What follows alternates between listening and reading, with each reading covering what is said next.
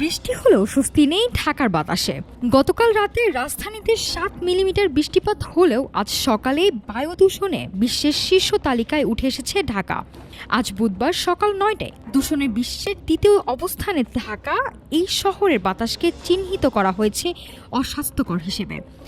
প্রকৃতি দু হাত ভরে দিলেও যেন কপাল ফিরছে না ঢাকাবাসীর। চৈত্র বৈশাখের এই সময়ে বৃষ্টি মানেই ছিল ধূলিকণা থেকে মুক্তি।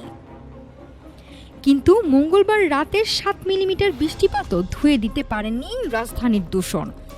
সুইজারল্যান্ড ভিত্তিক প্রতিষ্ঠান আইকিউইয়ারের তথ্য বলছে, বুধবার সকাল 9টায় ঢাকার বায়ু মান ও এয়ার কোয়ালিটি ইন্ডেক্স ছিল 152, যা জনস্বাস্থ্যের জন্য চরম অস্বাস্থ্যকর।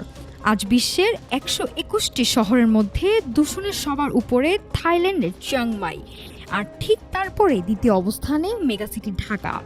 এলাকা ভিত্তিক বিশ্লেষণে দেখা যায়, আজ রাজধানীর সবচেয়ে দূষিত এলাকা পুরান ঢাকার বেচারাম দেউরি।